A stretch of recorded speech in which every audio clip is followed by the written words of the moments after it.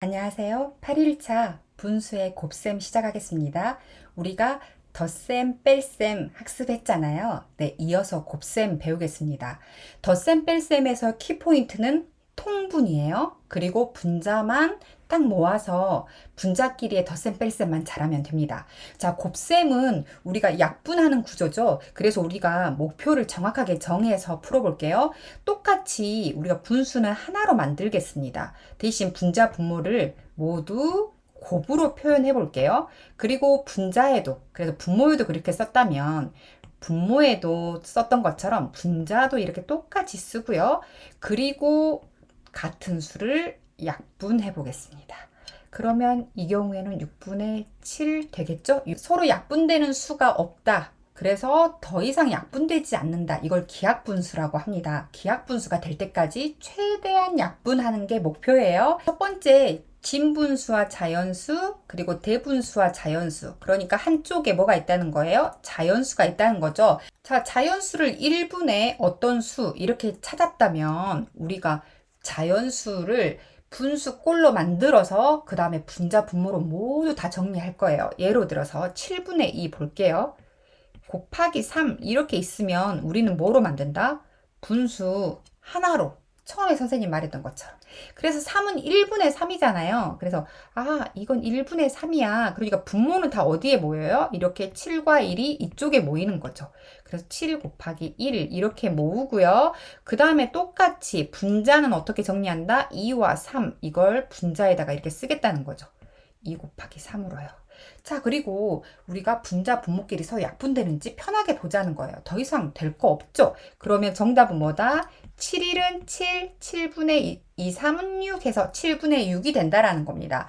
결국 우리가 조금 정리해서 볼게요. 빨리 할 수 있는 친구들은 또 어떻게도 해요? 네, 여기서 곧바로 7과 3이 약분되나? 이렇게도 찾아보죠. 네, 이런 경우도 있어요. 어떤 경우? 예로 들어서 보세요.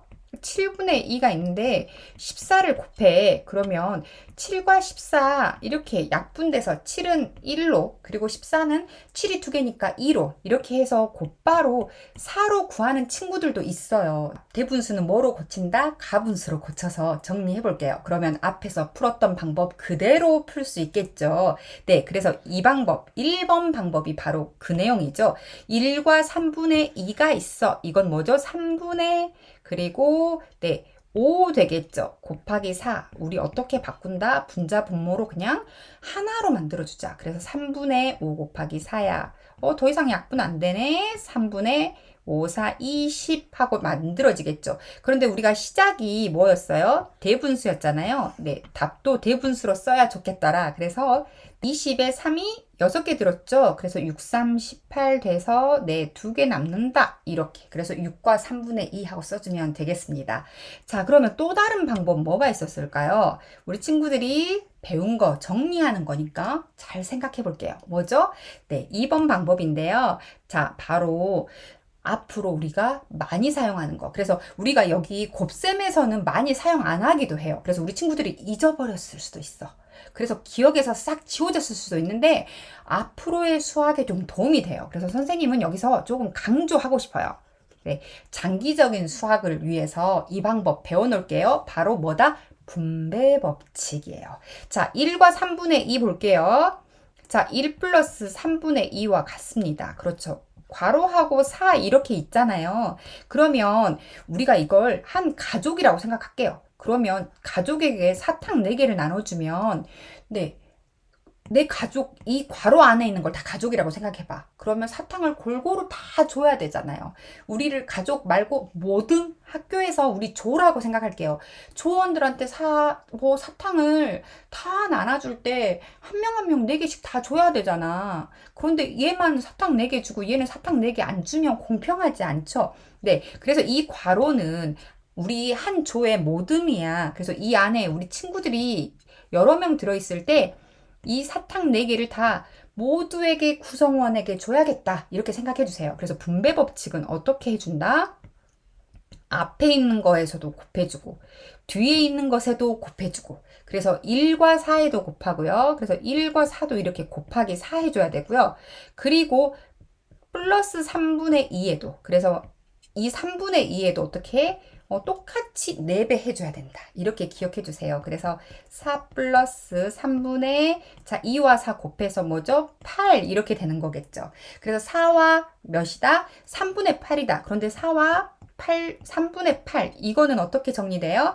네, 4 더하기 그리고 또 어때? 여기가 3분의 8이잖아요. 8에 3이 몇 개 들어있어요? 2개 들어있죠. 그래서 2와 3분의 그럼 3이 6이니까 2개 남죠? 이렇게. 그래서 결국은 4와 2는 더해준다. 이렇게 해서 대분수에서 어떻게 바뀌죠?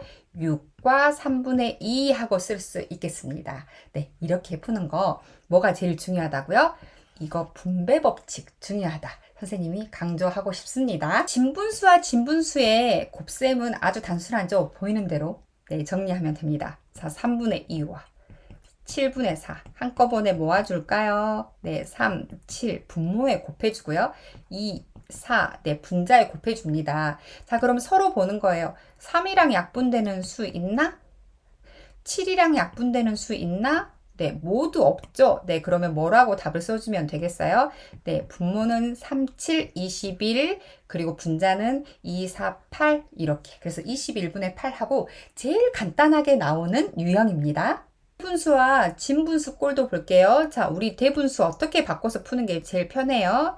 네, 가분수로 바꾸면 좋겠잖아요. 2와 3분의 1은 3분의 3이 6하고 더하기 1 해서 3분의 7이 됩니다. 그래서 이렇게 3분의 7이 되죠. 자, 그러면 3분의 7과 그리고 뒤에 있는 4분의 3이 있잖아요. 이런 경우에도 나는 분수를 하나로 정리할 거야. 이렇게. 그래서 분모는 3과 4의 곱, 분자는 7과 3의 곱. 그러면 3 약분되는 거 있나? 4 약분되는 거 있나? 하고 찾아봤어요. 그랬더니 3과 3끼리 약분이 되잖아요. 네, 그래서 4분의 7. 그래서 4와 7만 남아서 4분의 7이 됩니다. 자, 이 문제가 처음에 대분수로 시작해서 내가 대분수로 답을 끝까지 정리하고 싶어. 그러면 4, 1은 4 해주고요. 네, 1과 4분의 3으로 정리되겠습니다. 네, 대분수를 자연수와 진분수로 나누어서 곱한다. 자, 이 의도 좀 볼게요. 자, 선생님이 강조하던 거 기억나세요? 네, 분배 법칙입니다. 정리해 볼게요. 2와 3분의 1 있고 4분의 3 있잖아요. 네, 그러면 2와 3분의 1은 2 플러스 3분의 1인 거죠. 네, 괄호로 묶어 볼게요. 그래서 2 더하기 3분의 1 이렇게 써주고요. 네, 4분의 3 하고 써지게 되겠습니다. 자, 분배 법칙. 한 조라고 했죠. 4분의 3을 2에도 줘야 되고 3분의 1에도 줘야 돼. 뭐로? 곱하기로. 그래서 곱해줘야 돼. 이걸 빠뜨리면 절대 안 되겠습니다. 그래서 2와 4분의 3 해주고요. 그 다음에 더하기 3분의 1과 네, 4분의 3도 똑같이 곱해줘야겠어요. 네, 그러면 우리가 이거 분수 하나로 보면 4분의 2 곱하기 3인 거죠. 네, 쓰면서 할 수 있겠어요? 아니면 어려워요? 할 수만 있다면 이렇게 그대로 약분해도 좋습니다. 그래서 2와 4 약분해서 2고요. 그리고 여기는 3과 3이 또 약분이 되죠. 그럼 정리만 해주면 되겠죠. 네, 2분의 3 보입니까? 네, 그래서 는 해주고 2분의 3 그리고 가운데 플러스 있잖아요. 네, 이 플러스 예쁘게 써주고요. 그 다음에 4분의 1이 되겠습니다.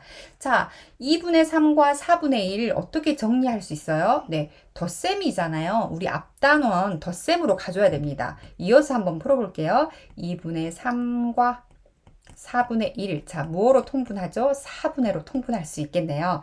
네, 그러면 분자 분모에 이쪽만 2를 곱해주면 되죠? 2, 3은 6 플러스 1 되겠습니다. 그래서 4분의 7 되겠네요. 자, 4분의 7은 대분수로 고친다 하면 1과 4분의 3으로 정리되겠습니다. 자, 우리 친구들 선생님이 여기까지 지금 현재 풀었어요. 그렇죠? 정답이 대분수 나왔다. 가분수 나왔다. 이렇게 이 상황에 따라서 문제를 꼭 보세요. 문제에서 대분수를 다뤘잖아요. 그러면 정답도 대분수로 써주면 좋습니다. 그래서 가장 복잡한 꼴인 대분수와 대분수 이렇게 나오잖아요. 그러면 약분하기 제일 쉬운 방법 뭐죠? 네, 둘 다 가분수로 바꾸는 거겠죠. 2와 3분의 1은 3분의 3이 6분의 7 이렇게 되고요. 이쪽은 4분의 4, 1은 4에 3 더해서 그래서 4 더하기 3 해주니까 또 7이 되죠. 네, 분수 하나로 정리하면 몇이죠? 네, 3, 4, 12. 네, 바로 10이라고 써도 되고요. 아직 구별이 잘 안 된다. 그러면 3과 4 쓰고요. 그 다음에 7과 7. 여기서 7, 7, 49라고 굳이 쓰지 마세요. 왜냐하면 내가 7, 7, 49 하고 수를 키워버리면 또 만약 3과 4랑 약분시켜야 될 상황이 왔을 때 또 수를 줄여야 되잖아요. 그래서 오히려 7 곱하기 7 써놓고 나서 서로 약분될 수 있는 게 있나? 하고 이렇게 살펴보는 게 약분할 때 훨씬 좋습니다.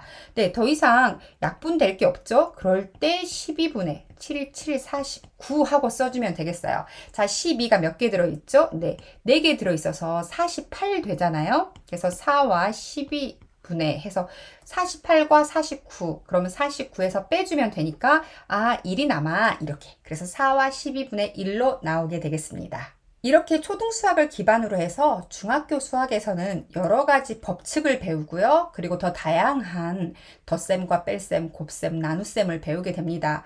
자, 기초가 탄탄해야 그 다음에 중고등학교 수학이 그에 더 플러스 돼서 더 많은 개념이 탄탄하게 또 학습이 될 수 있죠. 그 이후로도 열심히 학습해야 되지만 이 기반이 돼야 되는 기초가 또 탄탄해야 됩니다. 그때 아니면 총정리할 기회가 또 없을 수도 있잖아요. 네, 중학교 수학부터는 또 해야 될 공부가 많잖아요. 그래서 이 기회에 초등정리 잘 할 수 있도록 네, 한과 한과 다 꼼꼼하게 학습해 보길 바랍니다. 네, 저는 또 다음 시간에 만나도록 할게요. 수고하셨습니다. 안녕.